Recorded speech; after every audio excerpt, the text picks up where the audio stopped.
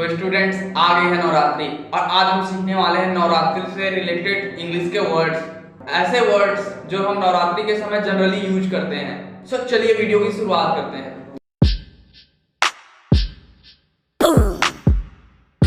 सबसे पहला वर्ड है पूजा करना।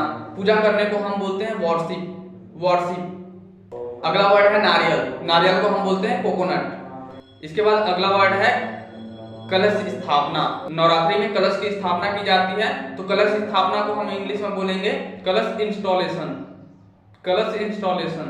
पूजा के समय अगरबत्ती का यूज किया जाता है। अगरबत्ती को हम बोलते हैं इंसेंस स्टिक, या इसे हम जैस स्टिक भी बोल सकते हैं। प्रसाद, प्रसाद को हम बोलते हैं ऑफरिंग्स, ऑफरिंग्स। और जो फूलों की माला होती है उसे हम इंग्लिश में बोलते हैं गार्लैंड, गार्लैंड। शंख को हम बोलते हैं कोंच, और शंख बजाने को हम बोलते हैं ब्लोइंग द कोंच। अगला वर्ड है मूर्ति रखने का स्थान। मूर्ति रखने के स्थान को हम बोलते हैं अल्टर, अल्टर। अगला वर्ड है संस्कार या धर्म विधि, इसे हम बोलते हैं सैक्रेमेंट्स, सैक्रेमेंट्स। नवरात्रि के 9 दिन होने के बाद भंडारा लगता है, तो भंडारे को हम बोलते हैं पब्लिक फीस्ट।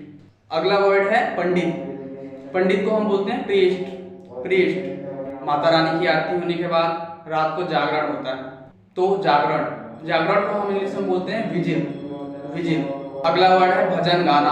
भजन गाना को हम बोलते हैं सैल्मोटाइज, सैल्मोटाइज।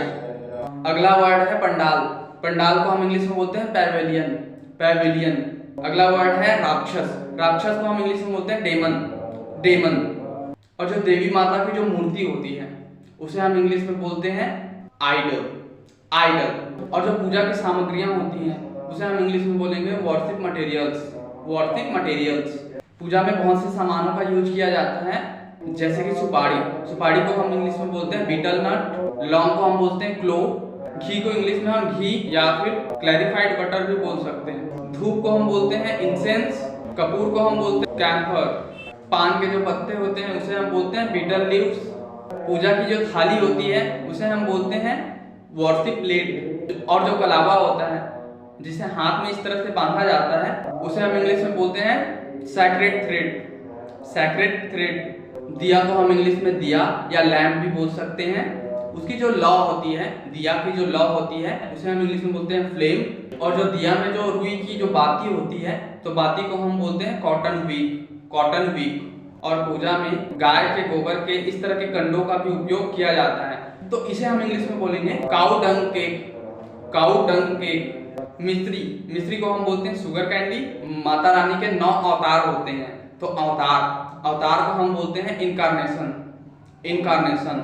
माता रानी त्रिशूल धारण किए हुए होती है, तो त्रिशूल, त्रिशूल को हम इंग्लिश में बोलते हैं ट्राइडेंट, ट्राइडेंट। तलवार, तलवार को हम इंग्लिश में बोलते हैं स्वॉर्ड, स्वॉर्ड। और जो चक्र धारण किए हुए होती है उसे हम बोलते हैं डिस्कस, डिस्कस। और लास्ट वाला है गदा, इसे हम बोलते हैं मेस। अगर नॉलेज इन्फॉर्मेटिव लगी हो तो चैनल को सब्सक्राइब करना बिल्कुल मत भूलना, ताकि आपसे कोई भी वीडियो मिस ना हो। Thanks for watching guys.